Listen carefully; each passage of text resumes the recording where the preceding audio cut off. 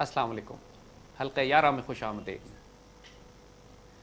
علامہ اقبال کے بارے میں ان کے ایک انگریز استاد نے یہ کہا تھا کہ اقبال اپنے وقت کے شاعر بھی ہیں اور اقبال آنے والے دور کے شاعر بھی ہیں، اور اقبال اپنے وقت سے حالت جنگ میں ہے۔ اقبال نے خود اپنے کلام میں جو اپنی کتاب ضرب کلیم لکھی ہے، اس ضرب کلیم کا نام ہی انہوں نے اس لیے رکھا ہے اور خود اس کی تشریح یہ بیان کی ہے کہ یہ عصر حاضر کے خلاف اعلان جنگ ہے۔ علامہ اقبال کے اسی کلام ضرب کلیم سے آج ہم اپنے اس حلقہ 11 میں اپنے بچوں کے ساتھ فیض حاصل کریں گے انشاءاللہ۔ بچوں خوش آمدید۔ ایک عجیب و غریب تصور جو اقبال دیتے ہیں دین اسلام کے حوالے سے، عام طور پہ تصور یہ کیا جاتا ہے کہ ایک شخص مسلمان ہو جاتا ہے جب وہ آمنت باللہ و ملائکتہ و کتبہ و رسلہ والیوم الآخر، ایمان مفصل، ایمان مجمل، جو اللہ رسول آخرت قیامت دوزخ جنت پہ ایمان لاتا ہے مسلمان ہو جاتا ہے۔ ٹھیک ہے، شریعت کے تحت کسی کو کوئی اعتراض اس کے بعد نہیں کیا جا سکتا کہ وہ مسلمان ہے یا نہیں، لیکن اس دنیا میں قوموں کے عروج و زوال کے لیے اللہ جن مردوں کو انتخاب کرتا ہے، جس قوموں کو انتخاب کرتا ہے، جن کے ذریعے اللہ کی تقدیر ظاہر ہوتی ہے، وہ صرف اس زبانی ایمان لانے پر محدود نہیں ہے۔ اقبال کے نزدیک وہ ایک ایسی شیر دلیر قوم ہوتی ہے، وہ ایسے مرد آزاد ہوتے ہیں، ایسے شاہین ہوتے ہیں جو جن کی ہاں اور نہ میں اللہ تعالیٰ کائنات کے فیصلے تبدیل کرے، اور جب تک انسان وہ مقام نہ حاصل کرے، اقبال کے نزدیک وہ شخص نہ بندہ مومن کہلاتا ہے نہ ہی مرد آزاد۔ مرد آزاد ہونا اس کی بیسک شرط ہے، بنیادی شرط ہے۔ جسم بھی آزاد، فکر بھی آزاد، روح بھی آزاد، خیال بھی آزاد، اور ایسا مرد آزاد اتنا حیرت انگیز وجود ہوتا ہے کہ حقیقتاً وہ پر اسرار ہوتا ہے۔ اس ضرب کلیم میں انشاءاللہ، اس سے پہلے کہ ہم تفصیل سے اس پہ جائیں، کچھ چند ایک شعر آپ کے سامنے پڑھتے ہیں، تھوڑا سا ان کو واضح بھی کریں گے۔ اقبال فرماتے ہیں، نہیں مقام کی خوگر طبیعت آزاد، جو ایک آزاد طبیعت ہوتی ہے وہ کسی ایک مقام پر ٹھہرتی نہیں، نہ وہ روحانی طور پر ایک مقام پر ٹھہرتی ہے، یعنی وہ حضور کی حدیث شریف یاد کیجئے جس میں آپ صلی اللہ علیہ وسلم نے فرمایا کہ اگر تمہارا آج کا دن کل کے دن سے بہتر نہیں ہے تو پھر اس کا مفہوم ہے کہ تمہارے ایمان میں کوئی کمی ہے یا تم ترقی نہیں کر رہے۔ روحانی طور پر بھی مسلمان کا ہر آنے والا دن اس کے پچھلے دن سے بہتر ہونا چاہیے۔ وَلَلْآخِرَةُ خَيْرٌ لَكَ مِنَ الْأُولَىٰ، ہر آنے والا دن، آنے والا وقت آپ کے پہلے وقت سے بہتر اور خوبصورت ہے۔ اقبال فرماتے ہیں، نہیں مقام کی خوگر طبیعت آزاد، جو کہ آزاد طبیعت ہوتی ہے وہ کسی مقام پر ٹھہرتی نہیں ہے۔ مومن کے بارے میں کہا جاتا ہے کہ دن میں 40 دفعہ کیفیت اس کی بدلتی ہے، منافق کے بارے میں کہتے ہیں 40 سال اس کی کیفیت ایک ہی رہتی ہے۔ تو بندہ مومن ہر وقت اس طوفانی کیفیت میں رہتا ہے کہ میں اپنے آپ کو بہتر سے بہتر کیسے کروں۔ اس کی غلطی ہے، وہ کبھی سلپ کرتا ہے، غلطی شیطان کے غلبے میں بھی آتا ہے، غلطی کوتاہی بھی کرتا ہے، نفس کے غلبے میں بھی آتا ہے، لیکن ایک مقام پہ ٹھہرتا نہیں، امیڈیٹلی وہاں سے نکلتا ہے، پھر اپنے آپ کو اٹھاتا ہے، بلندی پہ پہنچتا ہے اور بلندی کی طرف جاتا ہے۔ شیطان کا اور حملہ ہوتا ہے، غلطی کوتاہی کرتا ہے، گناہ کرتا ہے، نسیان کرتا ہے، خطا کرتا ہے، کوئی بات نہیں، بندہ مومن سے ہوتی ہیں غلطی کوتاہیاں ہو جاتی ہیں، پھر سلپ کر کے نیچے آتا ہے، لیکن ایک مقام پہ نہیں ٹھہرتا وہ کبھی۔ ایک طوفانی جنگ جاری ہوتی ہے ایک بندہ مومن کے وجود میں، جب تک کہ یہ طوفان برپا نہ ہو، اقبال کہتے ہیں کہ وہ مرد آزاد ہے ہی نہیں۔ اور پھر ایک تو جسمانی آزادی، ہم کہتے ہیں 14 اگست لیا ہم نے پاکستان کو آزاد کر لیا، لیکن یہ تو ہم جانتے ہیں کہ پاکستان سیاسی طور پر، معاشی طور پر آزاد نہیں ہے ابھی۔ ہم وہی IMF، ورلڈ بینک، کفر کے نظام کے، انگریزوں کا نظام، انگریزوں کا قانون، ابھی تو ہم آزاد نہیں ہوئے۔ پھر سب سے بڑھ کر غلامی جو ہے فکری سوچ، خیال کی غلامی، انسان یہ سوچ ہی نہیں سکتا، اس پہ خوف طاری ہو جاتا ہے کہ کیا پاکستان میں بھی کبھی خلافت راشدہ کا نظام قائم ہو سکتا ہے؟ کیا یہ سود اور ربا کا نظام ختم کر کر ہم اللہ تعالیٰ کا معاشی نظام قائم کر سکتے ہیں؟ کیا ہم مسلمانوں کو متحد کر کے دوبارہ یونائٹڈ اسٹیٹس آف اسلام بنا سکتے ہیں؟ کیا ہم دوبارہ حضور کی صلی اللہ علیہ وسلم کے حدیث مبارکہ کے مطابق غزوہ ہند میں اور پھر ہم جا کے کیا ہندوستان پر دوبارہ دائرہ اسلام میں ہندوستان کو لا سکتے ہیں؟ دہلی دوبارہ دارالاسلام میں آ سکتا؟ ایک غلام ذہن میرے بچوں یہ سوچ بھی نہیں سکتا، اس پر خوف طاری ہو جاتا ہے یہ سوچ کے امریکہ سے کیسے لڑیں گے، آج ہم کس طریقے سے گزارا کریں گے، ہم بھوکے مر جائیں گے۔ پورا دین آج معلوم ہے، واضح ہو چکا ہے، حضور صلی اللہ علیہ وسلم نے ماشاءاللہ خطبہ حجۃ الوداع پر تو پوری مسلمان جماعت نے حق ادا کر دیا، گواہی دے دی. حضور نے خود فرما دیا اللہ گواہ رہنا میں نے آپ کا دین ان تک پہنچا دیا. تو دین مکمل ہے بچوں، لیکن پھر ہم غلام کیوں ہیں؟ خود سوچو نا. جب دین مکمل ہو چکا ہے، قرآن و سنت موجود ہے ہمارے پاس، شریعت فقہ حدیث موجود ہے ہمارے پاس، پھر مسلمان ملت غلام کیوں ہیں؟ مسلمان تو سارے ہیں، کتابیں تو سب نے پڑھی ہوئی ہیں ماشاءاللہ، ساروں کو اپنی بڑے بڑے مفسر، بڑے بڑے محدث موجود ہیں، بڑے بڑے علماء موجود ہیں. امت غلام کیوں ہے؟ اعلیٰ سے اعلیٰ ترین اس وقت جو بڑے سے بڑے علماء بھی ہیں سود اور ربا کے نظام کو مجبور ہیں استعمال کرنے میں. وہی پیپر کرنسی، وہی بینکنگ سسٹم، وہی کاغذی نوٹ، وہی سلسلہ ہے نا سارا. ہم آزاد کہاں ہوئے؟ کیوں؟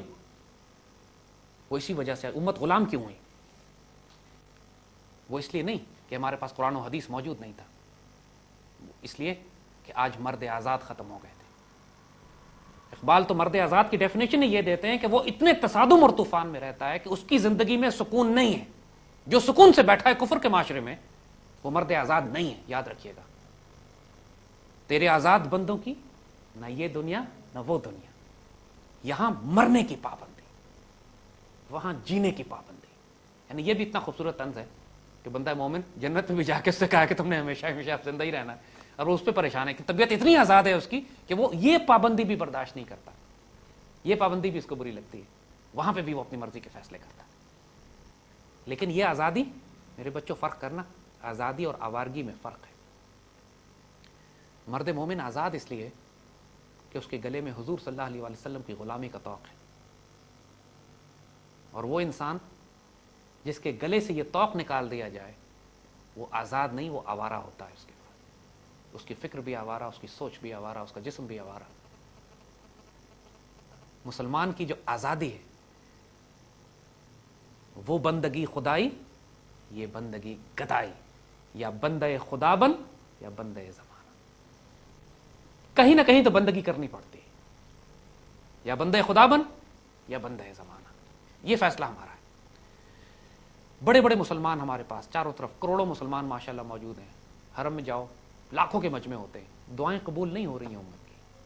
فلسطین کا مسئلہ ویسے ہی کھڑا ہے، کشمیر کا ویسے ہی کھڑا ہے. امت پہ عذاب، آزمائشیں پہ آزمائشیں ویسے ہی آئی چلی جا رہی ہیں. تو جو سب سے پہلا کام کرنا ہے اگر اس امت کو واقعتاً عروج کی طرف لے کر جانا ہے تو ایسی نسل پیدا کرنی ہے جو روحانی طور پر، فکری طور پر، جسمانی طور پر آزاد ہو. اللہ کے جتنے آزاد بندے میرے بچوں تاریخ میں گزرے ہیں نا، جینوئنلی آزاد بندے، ان کی زندگی کا طویل عرصہ جیلوں میں گزرتا ہے، کوڑے کھاتے ہوئے گزرتا ہے، مار کھاتے گزرتا ہے، گھوڑے کی پیٹھ پہ گزرتا ہے، کفر کے نظام سے تصادم کرتے گزرتا ہے. سکون میں نہیں ہوتے وہ، چاہے وہ کبھی وہ صلاح الدین ایوبی کے روپ میں ہوں گے، یہ مرد آزاد ہیں. کہیں ٹیپو سلطان کے روپ میں ہوں گے، گھیرے میں بھی آ جاتے ہیں تو کہتے ہیں کہ شیر کی ایک دن کی زندگی گیدڑ کی 100 سال کی زندگی سے زیادہ. کہیں وہ امام احمد بن حنبل اور امام مالک کی شکل میں سامنے آئیں گے آپ کے. کہیں مجدد الفسانی ہوں گے جو گوالیار کے قلعے میں قید کر دیا جاتا ہے ان کو. کہیں پہ علامہ اقبال کے روپ میں آئیں گے، کہیں قائد اعظم کے روپ میں ہوں گے. نہیں، قائد اعظم دنیا ان کو یہ کہتی ہے کہ انگریز، میرے بچوں جو اخلاق اور کردار انہوں نے ظاہر کیا اور ثابت کیا، یقین کرو وہ خلفۂ راشدین کی یاد تازہ کرتا ہے. جو غیرت تھی مسلمانوں کی عزت اور آبرو کی حفاظت کرتے ہوئے 1930 35 40 میں تو مسلمان اپنی جنگ لڑ رہے تھے. اس وقت آپ نے انگریزوں سے ٹکر لی کہ مسئلہ فلسطین کے معاملے میں مسلمانوں سے خیانت نہیں کرنا ورنہ ہندوستان کے مسلمان آگ لگا دیں گے. اس وقت کسی نے نہیں کہا، قائد اعظم نے یہ نہیں کہا ہم انگریزوں سے کیسے لڑ سکتے ہیں، ہم تو مسلمان ابھی تک خود آرگنائز نہیں ہیں. یہ مرد آزاد کی خصوصیت ہوتی ہے بیٹا، جس بات کو حق سمجھتا ہے اور سچ سمجھتا ہے اس کو بیان کرتا ہے. اقبال خود کہتے ہیں کہ میرا پورا کلام اگر تمہارے پاس نظر نہیں ہے، اگر نہ ہو نظر تو میرے حلقہ سخن میں نہ بیٹھ، میرے پاس آ کے مت بیٹھو، مت پڑھو کلام اقبال، مت بات کرو مجھ سے اگر تمہیں نظر نہیں ہے. کیوں؟ کہ یہ جو میرے نقطہ ہا ہے، یہ جو میں پوائنٹس بتا رہا ہوں، جو نقطے بتا رہا ہوں میں، یہ تیغ اصیل کی طرح، تیز دھاری تلوار کی طرح ہے، کاٹ کے رکھ دیں گے. یہ بزدلوں کے لیے، بغیرتوں کے لیے، ایسے شخص کے لیے جس میں نظر نہ ہو، جس میں فکر نہ ہو، جس میں سوچ نہ ہو، جو صداقت کے لیے مرنے کی تڑپ نہ رکھتا ہو، جو اپنے دل جگر جان کو قربان کرنے پہ آمادہ نہ ہو. فداک امی و ابی یا رسول اللہ نہ کہہ سکتا ہو، یا رسول اللہ آپ پہ قربان میرے ماں اور میرے باپ، میری جان، میری عزت، میری آبرو. پھر اس کو چاہیے کہ اقبال کو ہاتھ نہ لگائے. وہ پھر اپنا ذکر فکر کونے میں بیٹھ کے کرے اور امید کرے کہ اللہ تعالیٰ اس کو کہیں نہ کہیں بخش دے گا. یہ تصادم کا راستہ, یہ تلاطم کا راستہ, یہ کانفلکٹ, یہ آتش نمرود میں کودنے کی خواہش یہ نہ پیدا کرو. پھر یہ جس کے دل میں آتش نمرود میں کودنے کی خواہش نہ ہو وہ پھر ابراہیم علیہ السلام والا مشن بھی نہ شروع کرے نا. ابراہیم کا مشن اگر شروع کرنے کا شوق ہے پھر یہ بھی تیار رہو کہ اسماعیل کو بھی ذبح کرنا پڑے گا, بچوں کو بھی چھوڑنا پڑے گا, آتش نمرود میں بھی کودنا پڑے گا. یہ تو ہوگا. پھر فرماتے نہیں مقام کی خوگر طبیعت آزاد. طبیعت آزاد کسی مقام پہ پابند نہیں ہوتی. آج جغرافکلی دیکھو,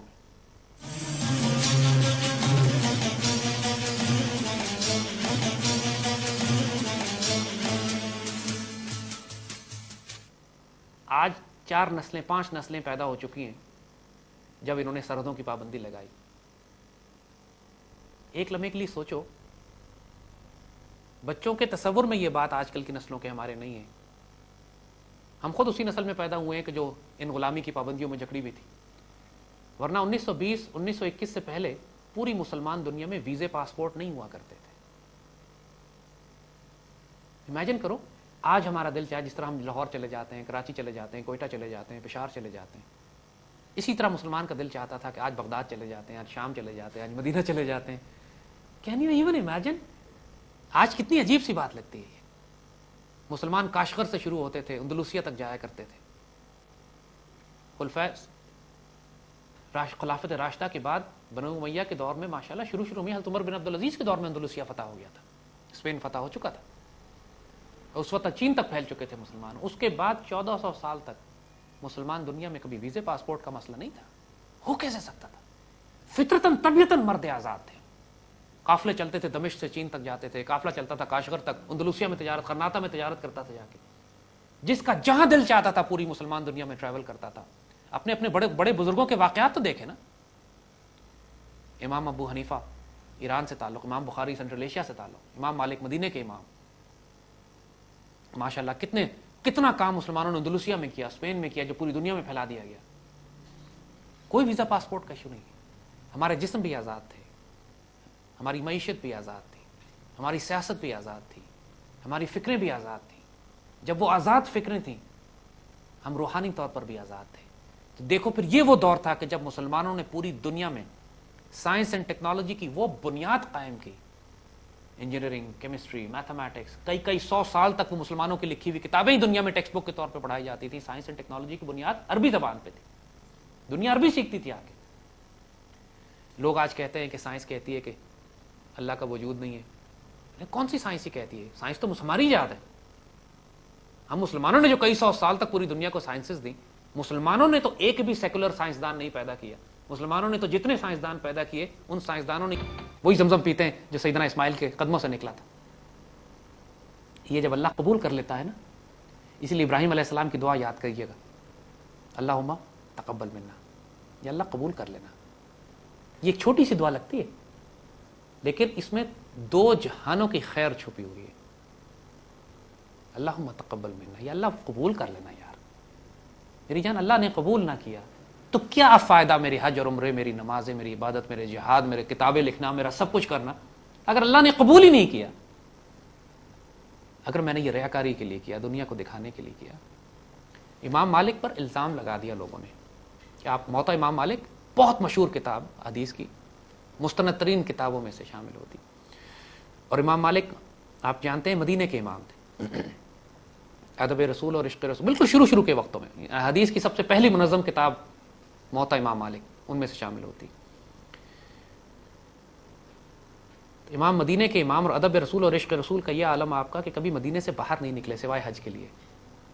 جب لوگ ان سے کہتے تھے کہ آپ, اس وقت مسلمانوں کے بڑے بڑے مرکز بغداد بن چکا تھا, کوفہ تھا, بصرہ تھا, دمشق تھا, اس وقت تک اندلوسیہ, غرناطہ, سمرقند وغیرہ, سمرقند تک مسلمان پہنچ چکے تھے اور اس طرف مسلمان یورپ کی طرف داخل ہو رہے تھے. تو امام فرمایا کرتے تھے کہ وہی ایک حدیث سنایا کرتے تھے, مدینہ خیر لکم لو کنتم تعلمون, مدینہ تمہارے لیے بہتر ہے اگر تم جانو. آپ مدینے سے باہر نہیں نکلے کبھی. مدینے میں جوتے نہیں پہنتے تھے کہ حضور جہاں پہ نالین مبارک پہن کر چلتے ہوں وہاں میں گستاخی کیسے کر سکتا ہوں کہ میں جوتے پہن کے چلوں. گھوڑے پہ نہیں سوار ہوئے. ادب کے پہلو, ادب کے مقام. فقہ میں نہیں لکھا, کہیں کسی کتاب میں نہیں لکھا کہ مدینے میں آپ جوتا نہیں پہن سکتے.